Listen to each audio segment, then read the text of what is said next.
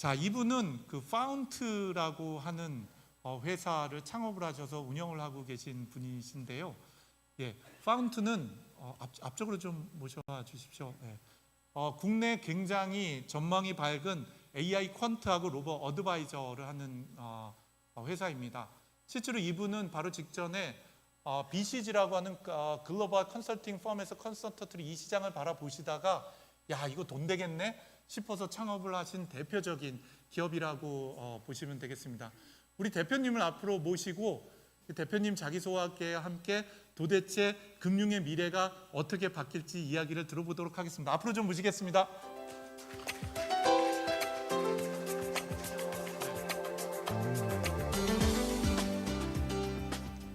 네, 제가 다음에 앞에 분이 너무 잘하시면 원래 이런 때 올라오면 엄청 부담되는데 이거 대표님 강연을 들으면서 망했다라는 생각이 좀 들더라고요.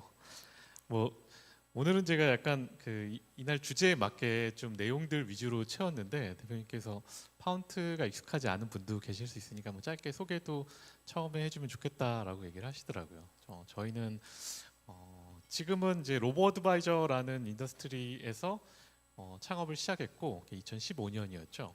그리고 저희가 창업한 이유는 제가 돈이 될 것 같다라는 그 기회를 BCG에서 발견했다라고 하는데 그것도 분명히 되게 맞는 말이고, 근데 저는 그 돈이 될 것 같다 이상으로 가치를 좀 봤던 것 같아요. 아까 마지막에 제일 대표님께서 강조하셨었는데 대한민국이 앞으로 그 인구 구조가 변화하는 게 당시부터도 엄청난 큰 문제였고, 전 연금 시스템이 무너질 거고 사람들이 결국에는 노동소득이 아니라 자본소득을 만들지 않으면 대한민국의 대부분의 사람들은 절대적 빈곤에 빠진다라고 좀 봤어요. 그래서 저는 이 파운트를 창업해서 모든 사람들의 경제적 자유를 실현하기 위한 구체적인 해결책을 제시하자. 이게 저희 회사의 설립 철학이고 미션이거든요.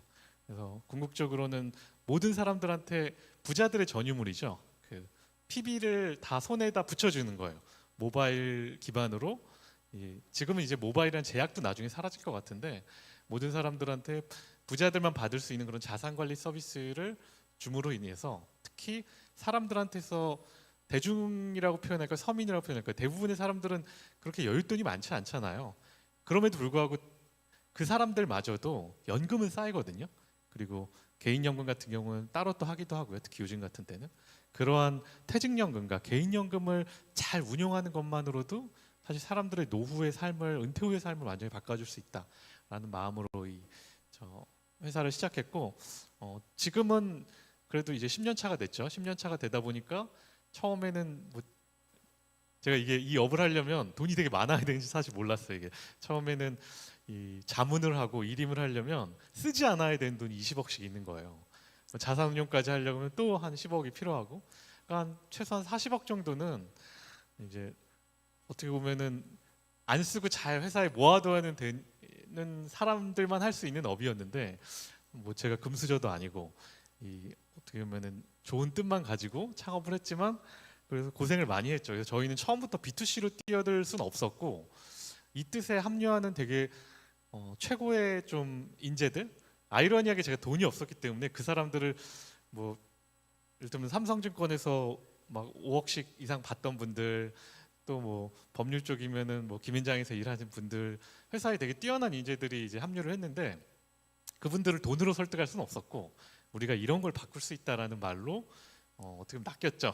지금은 속았다라고 표현도 하는데 그런 분들이랑 모여서 처음에 B2B부터 좀 시작을 하게 됐습니다. 그래서 여러분들이 우리은행에서 하는 그런 AI가 투자해주는 도움을 주는 서비스, 또 하나은행을 쓰시면 하나은행에서 연금을 지금 AI가 운영하게 맡길 수 있거든요. 그리고 전북은행도 그렇고 대구은행도 그렇고 현대차증권도 그렇고 또 보험사도 있어요.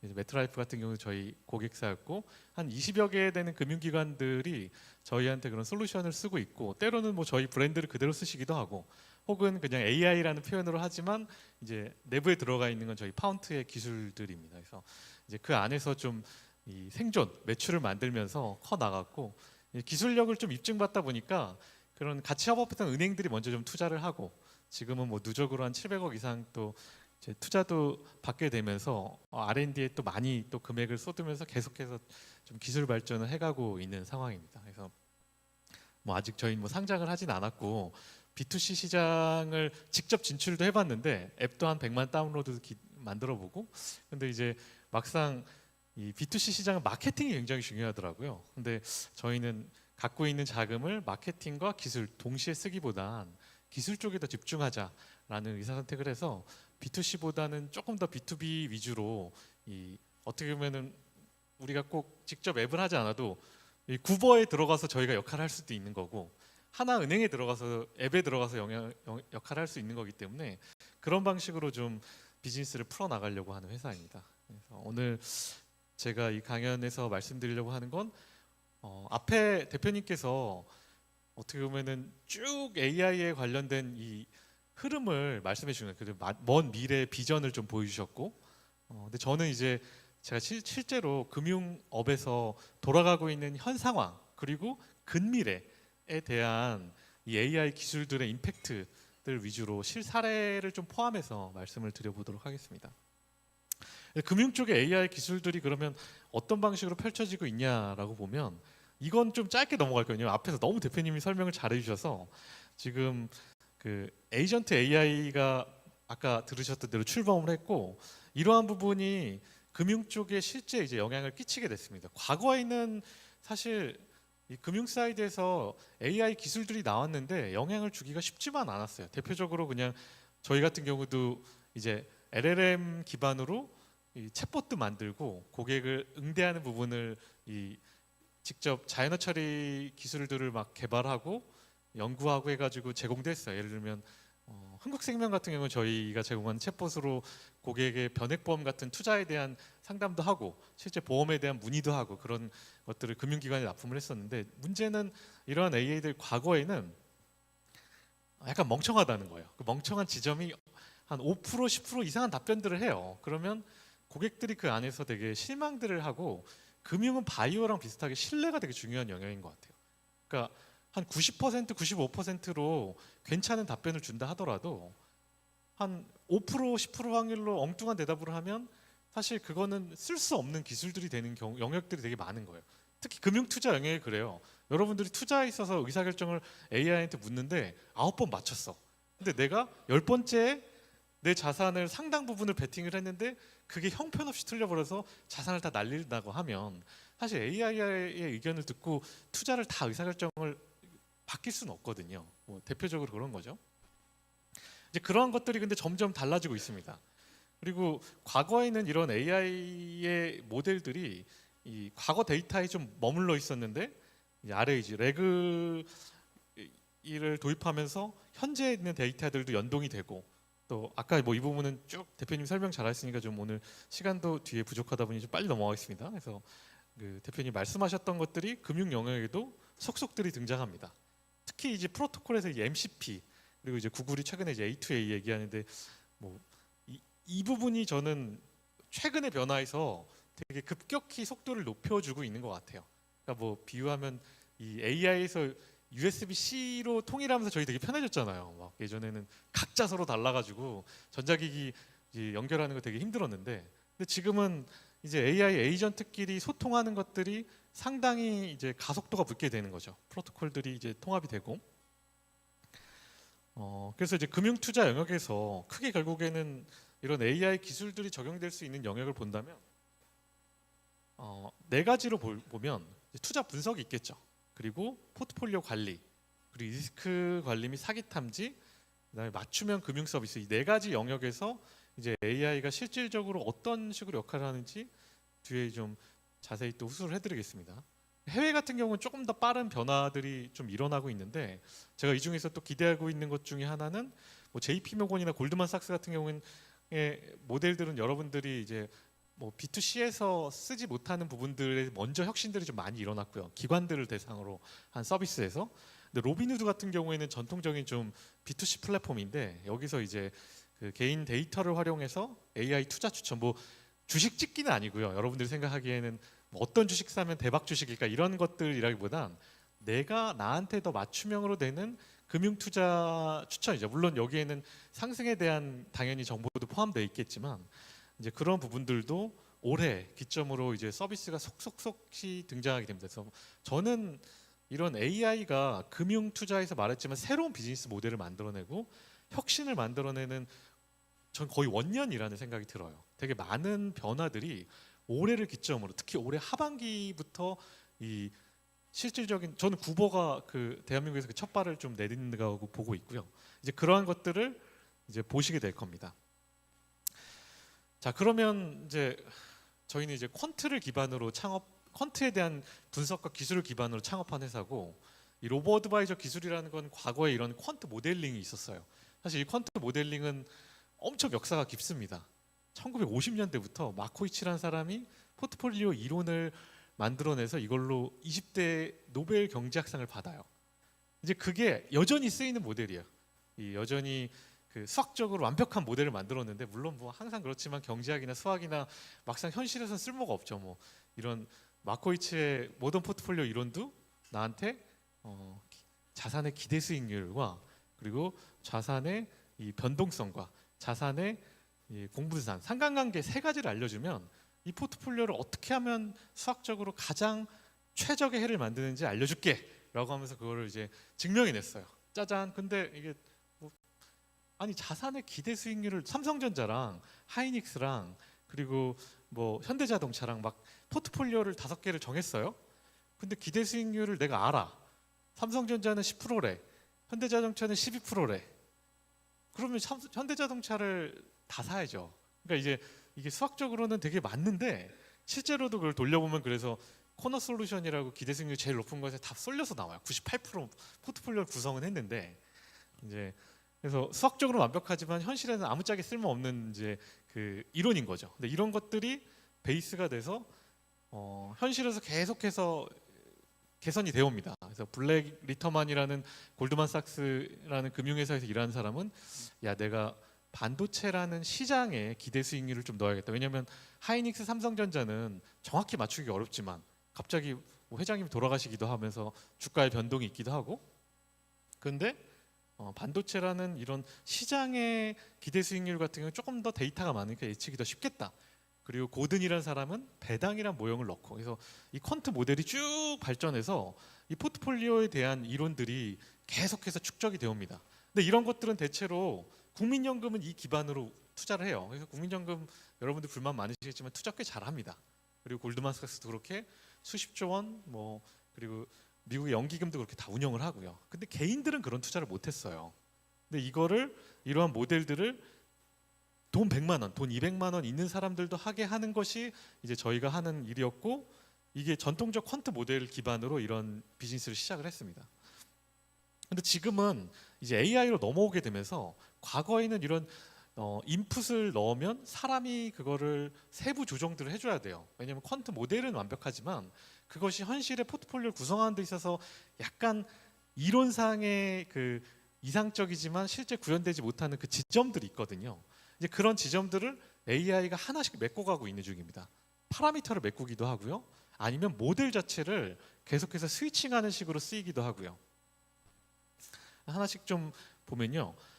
전통적인 퀀트 모델이랑 AI 모델의 차이가 이제 제일 큰 차이 중에 하나는 전통적 모델은 기본적으로 숫자밖에 못 봐요. 정형 데이터입니다. 다 숫자만 보고 저희도 여전히 분석하는 데이터의 8, 90%는 사실 정형 데이터가 더 많아요. 물론 뭐 데이터의 사이즈로 보면 99%가 비정형 데이터 훨씬 더 사이즈가 크지만 뭐 어떻게 보면 그 빈도라고 표현해야 될까요? 뭐 저희가 주로 더 많이 의사결정에 이제 포함시키는 데이터라고 할까요? 근데 이제 AI 기반이 되면서 뭐 차트를 이미지화로 보기도 하고요. 그리고 비정형 데이터 대표적으로 이게 언어들을 보는 거죠. 전 세계의 랭귀지들을 다 분석하면서 비정형 데이터들이 AI 기반 방법으로 넘어오면서 이 투자 시장에서 숫자만 보던 거에서 이제 이미지와 뭐 각종 이제 그 문자들을 보기 시작했고요. 알파나 시그널 생성에서도 사실 저는 과거에 그런 시스템 트레이딩이죠. 이런 기반으로 이 퀀트 기반으로 투자를 해서 알파를 창출한다 해서 되게 사실 그 부정적인 사람이었어요. 그런 사람이 이런 업을 창업하겠다는 되게 아이러니인데 저희는 그래서 리스크를 중심으로 봤습니다. 저희 회사의 제일 최초의 엔젤 투자자가 짐 로저스라는 분이세요. 제가 오토바이를 타고 전 지구를 한 바퀴 도는 여행을 했는데 그 과정에서 좀 인연을 쌓게 되고 이제 제가 창업을 했을 때도 투자를 해달라고 하면서 나는 이러한 기술을 기반으로 사람들이 투자를 도울 수 있는 걸 만들겠다. 그런데 되게 부정적으로 보시거든요. 야, 그런 게 가능하면 네가 고위자산 운용해야지 뭐 그거를 사람들한테 주냐. 나 그런 게 아니고 사람들이 기본적으로 투자에 대해서 리스크를 기반으로 포트폴리오를 구성을 안 한다. 이제 그렇게 사람들을 도울 수 있는 거다라고 하니까 이제 그때는 좀 마음을 바꾸셨는데 왜냐하면 알파가 있다 하더라도 전통적인 이런 모델 기반들은 알파를 빠르게 상쇄됩니다. 복제되기도 하고요. 그리고 남들 보는 데이터가 다 비슷해요. 그래서 실제 이런 알파나 시그널이라는 것이 되게 단기적으로만 짧은 시간 존재할 수 있는 것이 현실이고 그리고 금액이 커지면 역시나 임팩트 자체로 인해서 알파가 소멸되기도 하고요. 근데 작은 금액으로 개인이 알파를 돌리는 것까지는 현실적이지만 금액이 커지고 기간이 길어지면 사실 이런 모델들은 잘 안 맞는 경향이 있는데 AI 기반 방법들은 사실 이러한 문제들을 틈들을 좀 찾아내고 있다고 생각하시면 되고요. 포트폴리오 구성이나 최적화는 수학적 모델링이 사실 방법은 아는데 이게 너무 많은 차원 문제로 제대로 해를 못 찾는 경우들이 있거든요. 이런 것들을 AI 기법들을 도입하면서 이 실마리를 찾죠. 물론 아까 얘기했던 양자 컴퓨팅까지 가면 더 극적인 방법들이 생길 거고요. 이 리스크 관리는 기본적으로 이 퀀트에서 제일 중요하게 다루는 영역인데 사실 여기서도 리스크에 대한 부분이 과거에는 최소한 데일리 베이스로 끊겼어요. 근데 이게 실시간까지도 연결이 되죠. 뒤에 소개해드리겠지만 저희가 실제 한국거래소랑 손을 잡고 태국거래소에 이제 위험 감지 시스템 같은 경우를 제공하는 경우에는 장중에 틱데이터들을 분석을 하거든요. 뭐 알파나 팩터 투자 이게 대표적인 팩터 모델이죠. 뭐 여기 계신 분들 중에서 뭐 교과서에서도 봤던 것 같은데라는 거 얘기하실 수 있는데 사실 이런 팩터 기반들의 모델들이 물론 여전히 유효해요. 저는 투자를 하시는 분들이 여전히 이런 팩터 기반 모델을 참고를 하고 이런 베이스를 깔고 하는 것에 대해서는 저는 이게 전혀 의미 없다고 생각은 안 하고요. 근데 사실 아까도 말씀드렸지만 이런 팩터 기반 모델들은 초과 수익들을 발견한다 하더라도 모델 기반에서 나온 초과 수익들이 되게 빠르게 사라집니다. 그런데 이제 AI 기술로 오게 되면서 아까 여기 보셨던 이제 팩터에서도 이제 퀄리티, 재무 구조랑 수익성을 뭐 ROA를 볼 거냐, ROE를 볼 거냐. 이 외에도 사실 기업을 분석할 때 볼 수 있는 요소들이 되게 많거든요. 그걸 특히 비정형까지 보게 된다면 기업의 재무 건전성이나 수익성을 판단할 수 있는 요소들이 되게 많아지는 거죠. 그리고 각각의 레이팅도 AI가 판단해서 줄 수 있게 되고요. 그래서 이러한 부분에서 데이터, 방대한 양의 데이터를 보고 서로 간의 관계를 분석하고 자체가 최적화를 시키고 이 모델도 계속해서 과거에는 이 퀀트 모델들을 한 번 만들면 사람이 그걸 바꾸기 때까지는 바뀌지가 않아요. 근데 AI로 지금 금융 시스템이 바뀌는 시점은 뭐냐? AI 스스로가 모델을 검증할 수 있고요. AI 스스로가 모델을 체인징할 수 있게 만들 수 있습니다. 저희가 사실 AI로 이 퀀트 모델들을 학습시켜서 그러니까 딥러닝 이제 머신러닝 기반 그다음 딥러닝 기반으로 만들었을 때 이 모델들로 투자를 했을 때 수익률이 되게 좋았어요. 그러다가 이제 폐기를 두 번에 걸쳐서인데 한 번이 브렉시트 때였고 이 두 번째가 트럼프 당선 때였어요. 지금 당선 말고요. 이 첫 번째 당선됐을 때 그때 시장이 전혀 다른 방식으로 이제 움직이니까 아까 말했던 블랙스완 같은 게 터졌을 때 이 과거의 데이터나 패턴을 학습한 경우가 하나도 깡그리 이제 안 맞게 되는 현상이 벌어져요. 근데 그런 것들을 이 AI 모델 기법으로 돌아오면서 자체 수정들을 하고 빠르게 기민하게 반응할 수 있게 되는 거죠.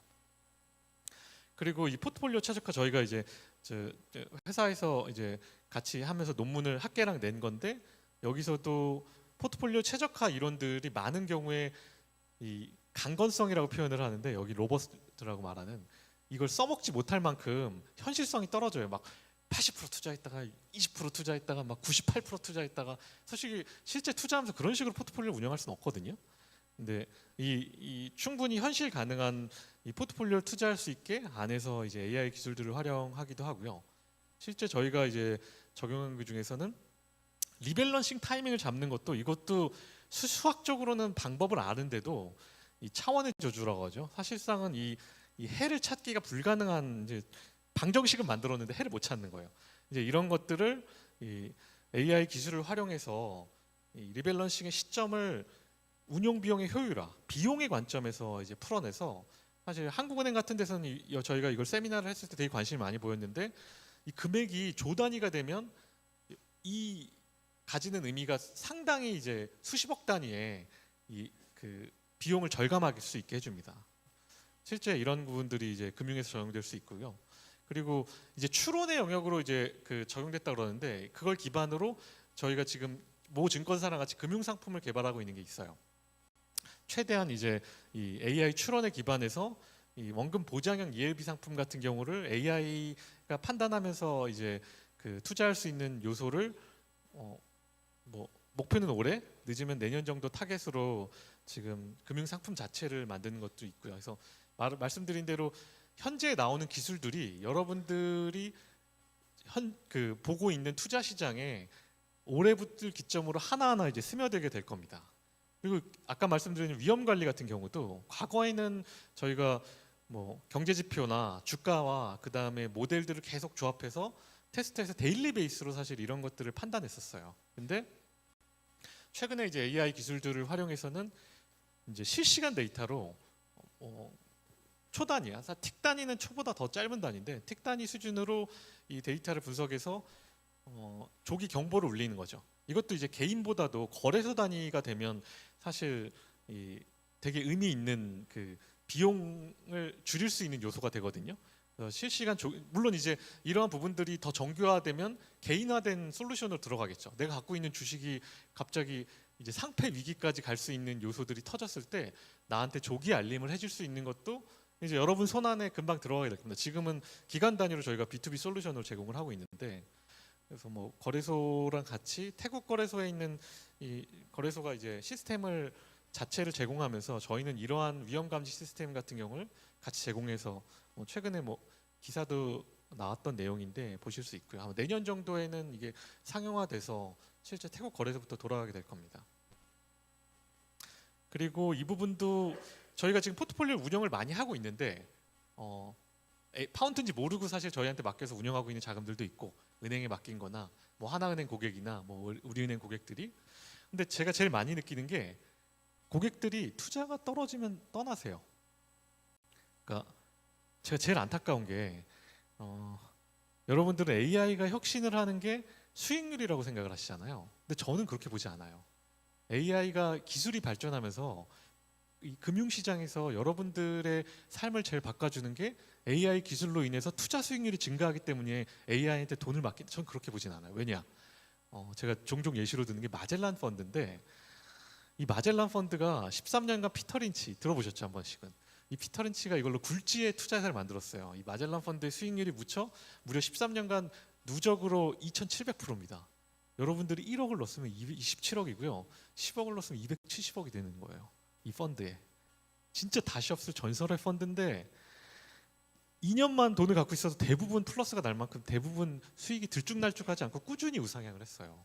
근데 놀라운 사실이 이 펀드에 돈을 넣은 절반이 돈을 잃었어요. 이 기간 동안. 아니 어떻게 가능하지? 2,700% 수익을 낸 펀드에 근데 여러분들이 언제 돈 넣죠? 옆집 그 철수 엄마가 마젤란 펀드로 돈 벌었다고 그때 넣는단 말이에요. 우리나라가 코스피가 3,400까지 찍었어요. 제가 우리 고객들이 코로나 터졌을 때 제가 버티셔야 됩니다. 계속 설득했지만 코로나가 뭐 900 간다 막 이러는데 1,500 되고 3,400까지 가는 동안에 자금의 80%가 몰린 때가 3,000을 뚫었을 때요. 3,100대에 제일 많이 모여요. 그리고 언제 빼냐? 3,000 깨져서 2,800 되고 나면 다 팔아서 다 도망가는 거예요. 그러니까 사람들이 대부분 투자해서 오를 때 돈을 넣고 그리고 그때 다 마케팅을 해요. 그리고 이제 내릴 때 공포에 빠진단 말이에요. 실제 행동경제학에서 분석했어요. 아, 사람은 수익과 손실을 똑같이 판단하지 않는다. 손실에 2.5배 더 민감하다 그래요. 그래서 제가 깨달았어요. 아, 우리가 기술을 통해서 혁신해야 될 지점이 수익률을 개선하는 게 아니구나. 어차피 자본시장은 팽창합니다. 자본주의는 빚으로 움직이는 거예요. 시스템 자체가. 계속해서 현금 가치는 떨어질 거고요. 생산성은 늘어날 거고 여러분들이 장기적으로 자본시장에 머무르면 돈을 버세요. 그런데 우리는 버티지 못하죠. 두렵고 불안하니까. 그러니까 이 사람들의 불안하고 두려운 마음을 AI가 해결해 주는 게 저는 이 투자 시장에서의 키라고 보고 있어요. 수익률만을 제고하는 게 아니라. 그럼 왜 떠나지? 모르니까 떠나죠. 불안하니까 떠나잖아요. 앞으로에 대한 얘기를 해주고 지금에 대한 얘기를 해줘서 고객과의 소통을 해주면 그만큼 고객들이 더 버티게 되는 거죠. 실제로도 저희한테 되게 많은 금액을, 저희는 이제 소액 고객들이 많았죠. B2C 고객. 근데 한 1억을 넘게 맡긴 고객이 막 불만을 얘기하면서 야, 내가 이렇게 많은 돈을 했는데 코로나 때 이제 손실을 보니까 막 항의래요. 근데 우리한테 맡기신 덕분에 지금 지수 같은 경우에는 당시에 코스피는 15%가 넘게 빠졌고 미국 지수가 20% 넘게 빠졌어요. 한 달 사이에 코로나 때. 근데 우리는 그때 한 6, 7% 빠졌단 말이에요. 포트폴리오를 구성했기 때문에 기본적으로 채권이 섞여 있었고. 그래서 이게 결코 투자가 그렇게 망한 게 아닙니다. 그리고 앞으로는 이런 시나리오가 벌어질 가능성이 훨씬 높습니다라고 이제 설명을 드렸죠. 왜냐하면 너무 화가 나서 저희한테 이제 항의로 전화를 하셨던 건데 그 고객이 아이러니하게 자기 돈의 3배를 또 넣으셨어요. 많이 보셨죠. 아시겠지만 코로나 때 저점이 들어가신 거니까. 제가 깨달은 건 우리가 해야 될 업을 그때 깨달았어요. 커뮤니케이션이구나. AI가 되게 강조해야 될 건 투자에 대한 운용도 당연히 잘해야 되겠죠. 근데 운용은 이미 전 파운트만 하더라도 충분히 여러분들을 장기적으로 안정적으로 운영할 만한 국민연금만큼 골드만삭스에서 맡기는 만큼 저희가 기술력이 올라왔다고. 왜냐하면 기관들이 저희한테 돈을 맡기니까. 근데 개인 고객들이 기관들은 버는데 돈을 못 버는 이유는 다 하락장에서 도망가기 때문이거든요. 그걸 막아주는 기술들을 저희는 지금 투자하고 있고 그걸 파운트 AI 에이전트를 만드는 게 저희가 지금 풀어야 될 핵심 문제라고 정의하고 있습니다. 그래서 실제 고객들이 이런 알림도 받고 대화도 하고 내가 불안할 때 어떻게 해야 되는지, 그리고 내가 관심 있는 종목을 사면 그 종목에서 꾸준하게 트래킹하면서 고객들한테 거기에 대한 이제 이 궁금함을 이거 궁금할 것 같았지라는 걸 미리 알려주기도 하고, 아까 뭐 구버에서 비슷한 것들을 보여주었지만 저희는 조금 더 금융 투자 관점에서 집중해서 그런 것들을 이제 진행하게 되고요. 그리고 종목에서 발생한 이슈들을 이제 계속해서 이 실시간으로 트래킹해서 또 알려주기도 하고요. 필요하게 저희한테 이름을 맡긴 경우에는 저희가 그 의사결정에 따라서 실행까지도 하고요. 저희 같은 경우도 베이스된 LLM까지 저희가 다 만들지 않아도 됩니다. 뭐 아까 대부분의 AI 회사들의 혁신들이 베이스 LLM들을 기반으로 이제 금융 데이터를 기반으로 전문성 있게 학습을 시키는 거죠. 그 과정에서 저희는 이제 한국 시장에서 더 강점을 갖게 되는 거고요. 물론 글로벌 데이터를 다 보겠지만 이게 왜 가능하냐라고 하면 일반 LLM이 판단하는 것들은 투자 시장에서 임팩트를 잘못 오인하는 경우들이 되게 많아요. 이게 사실은 주가나 해당 기업의 앞으로의 현금 흐름이나 이런 거 영향을 주는 요소가 아닌데 일단은 제너럴하게 봤을 때는 부정적으로 소송 부정적이야. 근데 영향 없음인 경우들이 되게 많아요. 예. 이러한 것들은 이제 저희가 예전에 IBM 왓슨이랑 협업을 해서 좀 프로젝트를 진행할 때부터 이 그 센티멘트 분석을 할 때부터 계속 이제 누적되어 오면서 이제 쌓아왔던 노하우라서 얘가 되게 멍청하구나. 그때부터 깨달았죠. 이거를 사실 금융시장에서 전혀 의미가 없는 건데도 긍정 부정을 되게 강하게 임팩트를 보더라고요. 이제 그런 것들을 저희가 자체적으로 파인 튜닝을 해나가는 겁니다. 그러면서 이 실질적으로 더 똑똑한 금융시장에서 더 똑똑한 이 파운트만의 에이전트를 지금 만들어내고 있는 거고요. 그래서 이제 뭐 당연히 이제 이런 기반으로 저희가 제품을 만들고 이 제품을 API로 지금은 기업 대상으로 저희 비즈니스를 더 많이 진행을 하고 있고요. 이제 궁극적으로는 개인 대상으로 확대하는 것이 저희가 이제 바라보는 시장이죠. 그래서 이런 파이낸셜 AI 에이전트들에 대한 발전 방향은 아마 엔드 픽처는 아까 저는 대표님이나 제가 바라보는 건 거의 똑같을 것 같아요. 그리고 그게 저는 경쟁도 아니라고 생각합니다. 당연히 저는 이런 술트룩스 같은 회사랑 손을 잡고 협업할 수 있는 기회가 있다면, 그리고 심지어 제가 협업하려고 하지 않아도 에이전트끼리도 협업을 할 수 있게 될 거고요. 그래서 이런 그 결국엔 뭐 여러분 손 안에 저는 기본적으로 지금 부자들은 불안하고 궁금하면 자기 PB들이나 아니면 담당하는 이 증권사 담당 역할이 있단 말이에요. 은행 담당 역할이 있고 이거 어떻게 됐어? 내 자산 어떻게 될 것 같아? 이제 그런 것들을 다 도와주는 그리고 본인이 궁금한 거에서 이렇게 만들어서 레포트도 써주고 실제 저희 그 일임 레포트 같은 경우도 지금 다 AI가 자동화돼서 저희 고객들은 생성형으로 나가고 있고요.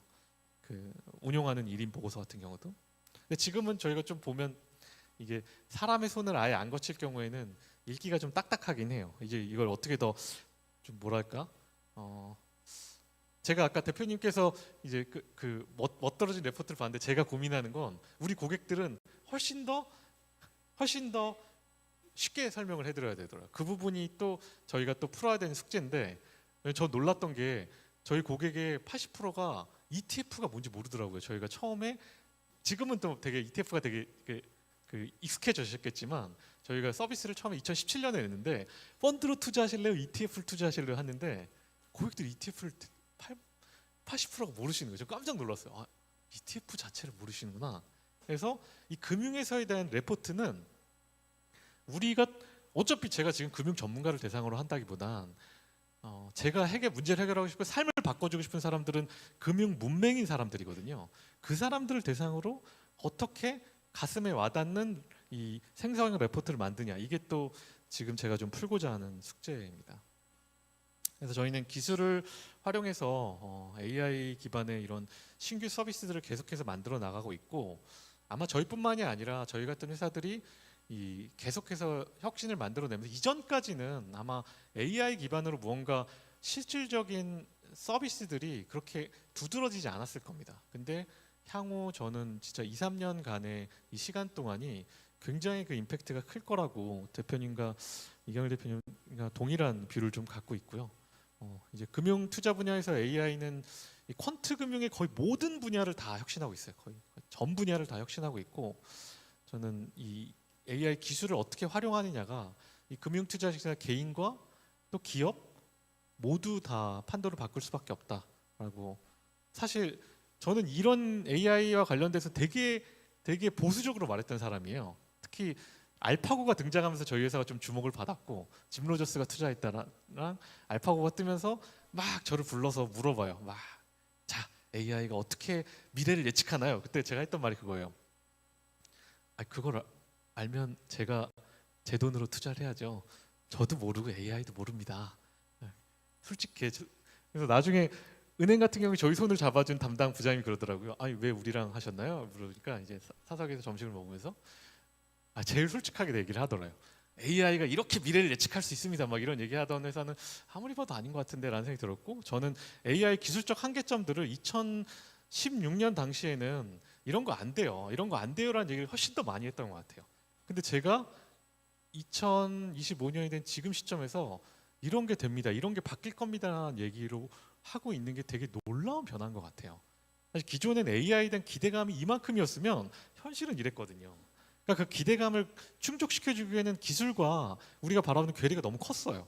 근데 앞으로는 저는 그 기대와 현실이 점점점 갭이 좁혀지는 한 5년이 되지 않을까라는 생각을 합니다. 그래서 여러분들이 지속적으로 이 분야에 대해서 계속 관심을 갖고 좀 윤택한 삶을 사시기를 바라겠습니다. 이걸로 좀 강연을 마치겠습니다.